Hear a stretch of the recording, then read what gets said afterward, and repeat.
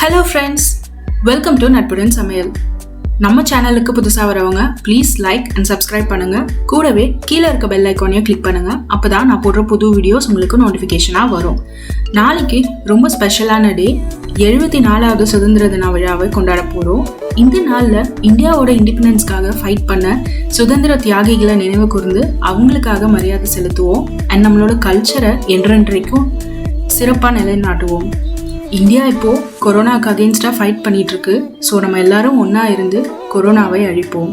விழித்திரு, தனித்திரு. இன்னைக்கு நம்ம சேனலில் பார்க்க போகிறது 2 special sweet recipes, boondi laddu, rava laddu. நீங்கள் இப்போ யோசிக்கலாம், ஏன் பூந்தி லட்டு, ரவா லட்டு ரெண்டும் ஒன்றா செஞ்சுருக்கேன்னு. இண்டிபெண்டன்ஸ் டே ஸ்பெஷலாக ஃப்ளாகோட தீமில் இருக்கட்டும்னு பூந்தி லட்டு, ரவா லட்டு செஞ்சுருக்கேன், வேறு கலர்ஸ் யூஸ் பண்ணி. ஸோ இது ரொம்ப சிம்பிளான ரெசிபி. லட்டு பிடிக்காதவங்க யாருமே இருக்க மாட்டாங்க. பர்சனலாக எனக்கு ரொம்ப பிடிக்கும். இது செய்கிறது ரொம்ப ஈஸியும் கூட. இன்ஸ்டண்ட்டாக வித்தின் ½ an hour குக் பண்ணிடலாம்.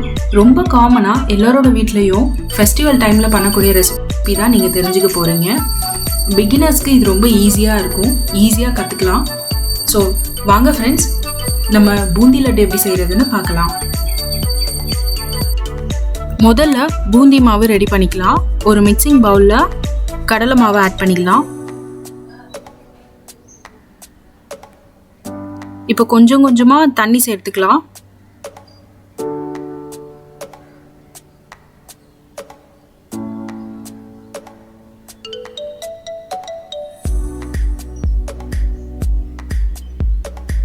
மாவு நல்லா திக்காக வந்திருக்கும். கொஞ்சமாக தண்ணி சேர்த்து அதை லூஸ் பண்ணிக்கலாம்.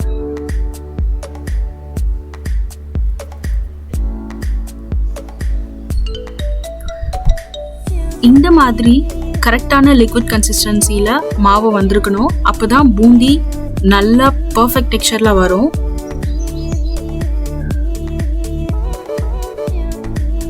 ஃபுட் கலர் சேர்த்துக்கலாம். நான் ஆரஞ்சு கலர் யூஸ் பண்ணியிருக்கேன். உங்களுக்கு ஆர்டிஃபிஷியல் ஃபுட் கலர் பிடிக்கலனா நீங்கள் நேச்சுரல் கலரான குங்குமப்பூ சேர்த்துக்கலாம். நேச்சுரல் கலர் கொடுக்கும். இப்போ பூந்தி மாவு ரெடி. ஒரு டவாவை ஹீட் பண்ணி அதில் பூந்தி ஃப்ரை பண்ணுறதுக்கு தேவையான ஆயில் ஆட் பண்ணி, ஆயில் சூடானதும் ஒரு ஜல்லிக்கரண்டி எடுத்து அதில் பூந்தி மாவை ஊற்றி இந்த மாதிரி ஸ்ப்ரெட் பண்ணிவிட்டு அதை கொஞ்சம் கொஞ்சமாக டேப் பண்ணி விட்டிங்கன்னா அதில் சின்ன சின்ன பால்ஸாக வந்து ஆயிலில் ட்ராப் ஆகும்.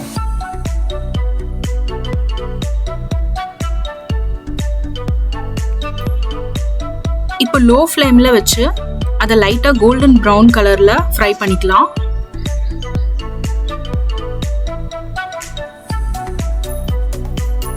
ஒரு ஃபில்டர்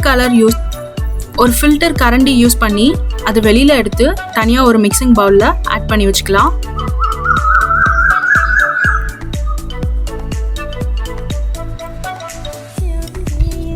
அதே சமயம் சுகர் சிரப் ரெடி பண்ணிக்கலாம். ஒரு டவாவை ஹீட் பண்ணி அதில் சுகர் ஆட் பண்ணிக்கலாம். இப்போ அதில் தேவைக்கேற்ப தண்ணி சேர்த்துக்கலாம்.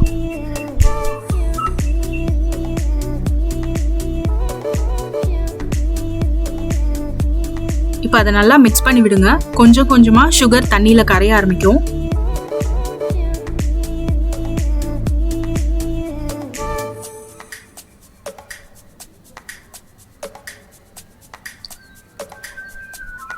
ஓரளவுக்கு சுகர் உங்களுக்கு பாயில் ஆனதுக்கப்புறமா கொஞ்சம் ஏலக்காய் சேர்த்துக்கோங்க. நீங்கள் ஏலக்காய் பொடியாக கூட சேர்க்கலாம்.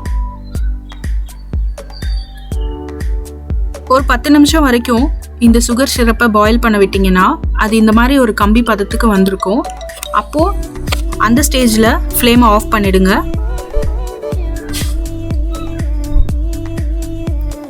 சுகர் சிரப் மிதமான சூடில் இருக்கும்போது அதை பூந்தியில் ஆட் பண்ணிக்கலாம்.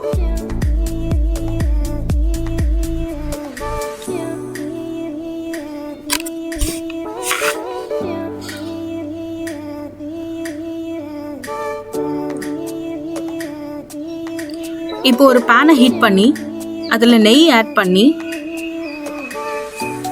கொஞ்சம் கேஷ்யூ நட்ஸ், முந்திரி, திராட்சை போட்டு ஃப்ரை பண்ணிக்கலாம்.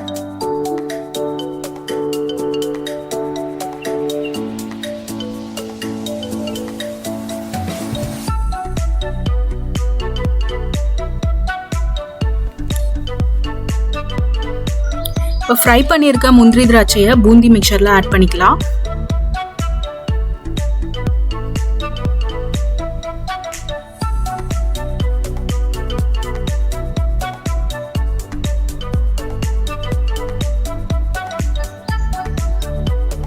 இந்த மிக்சர் சூடாக இருக்கும்போது உருண்டையாக பிடிச்சாதான் கரெக்டான ஷேப்க்கு வரும், இல்லைனா ஷேப் கரெக்டாக வராது. நல்லா டைட்டாக பிடிச்சி வச்சுக்கோங்க.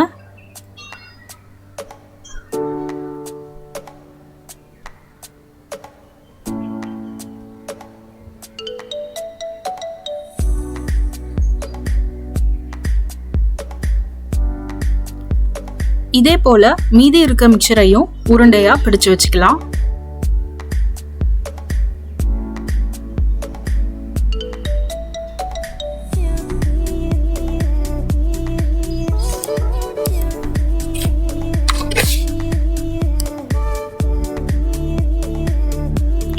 சுவையான பூந்தி லட்டு தயார். இந்த லட்டை நீங்க ஒரு டைட் கண்டெய்னர்ல போட்டு வச்சிருந்தீங்கன்னா ரொம்ப நாளுக்கு அதை யூஸ் பண்ணிக்கலாம். ஒரு 2 வாரம் வரைக்கும் நீங்க இதை வச்சு சாப்பிடலாம்.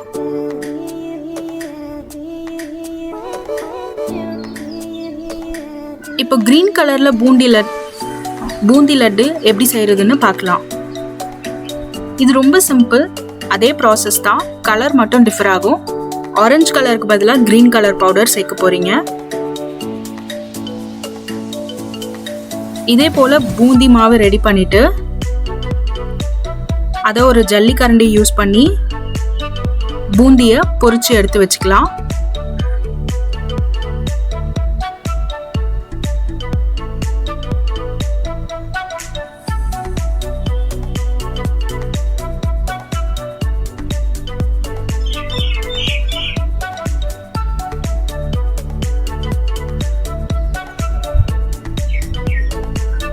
லோ ஃப்ளேம்லயே பூந்தியை பொரிச்சு எடுங்க.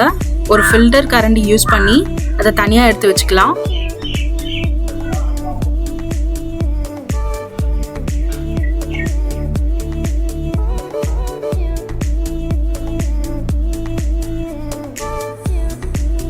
இப்போ சுகர் சிரப் ஆட் பண்ணிட்டு அதை நல்லா மிக்ஸ் பண்ணிக்கலாம். உங்களுக்கு பூந்தி ரொம்ப பெருசா படுது வாயில சாப்பிடும்போது படக்கூடாது அப்படின்னா, ஐயோ தப்பாதி, ஓகே, உங்களுக்கு பூந்தி ரொம்ப கிரன்ச்சியாக இருக்குன்னா நீங்கள் அதை மிக்சியில் கொஞ்சம் அரைச்சிக்கலாம் லைட்டாக.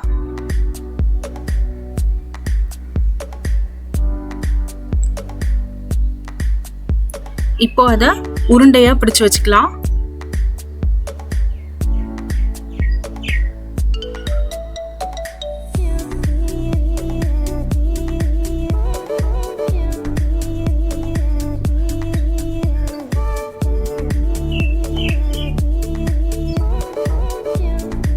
பாருங்க எவ்வளோ அருமையா வந்திருக்குன்னு. கிரீன் லட்டு தயார். இப்போ ரவா லட்டு எப்படி செய்யறதுன்னு பார்க்கலாம். ஒரு டவாவை ஹீட் பண்ணி அதில் 2 டேபிள் ஸ்பூன் அளவு நெய் சேர்த்து முந்திரி,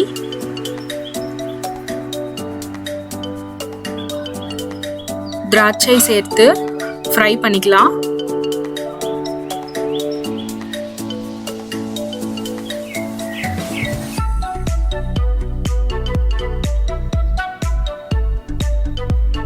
முந்திரி திராட்சை கோல்டன் ப்ரௌன் கலர்ல வந்ததும் ரவை சேர்த்துக்கலாம்.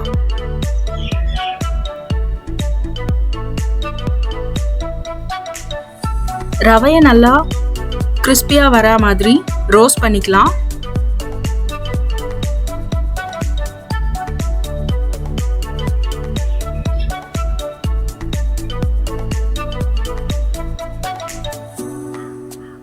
இப்போ அதுல சுகர் ஆட் பண்ணிக்கலாம். நீங்க இந்த சுகரை கொஞ்சமா கார்டமம் பவுடர், அதாவது ஏலக்காய் பொடி யூஸ் பண்ணி அதை மிக்சியில் போட்டு அரைச்சி பவுடராக கூட நீங்கள் இதில் சுகரை சேர்த்துக்கலாம். பட் நான் இங்கே அப்படியே தான் சேர்த்துருக்கேன். இந்த மிக்சர் சூடாக இருக்கும்போதே உருண்டையாக பிடிச்சிங்கன்னா தான் கரெக்ட் ஷேப்க்கு வரும்.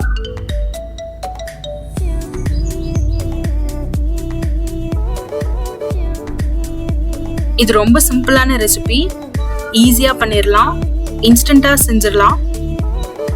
பாருங்க, இந்த மாதிரி நல்லா டைட்டாக உருண்டையாக பிடிச்சி வச்சுக்கோங்க.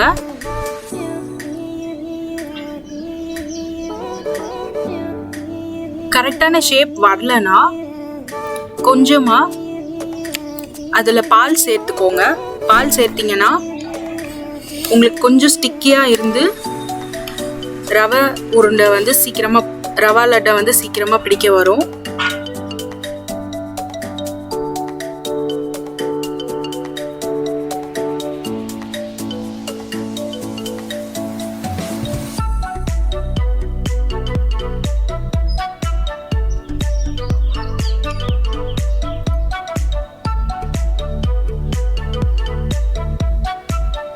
சுவையான ரவா லட்டு தயார். நீங்களும் இது வீட்டில் செஞ்சு பாருங்க, உங்களுக்கு கண்டிப்பா பிடிக்கும். Happy independence day. Jai Hind. உங்களுக்கு இந்த வீடியோ பிடிச்சிருந்தா லைக் அண்ட் சப்ஸ்கிரைப் பண்ணுங்க. அண்ட் தேங்க்ஸ் ஃபார் வாட்சிங் த வீடியோ. இது நட்புடன் சமையல்.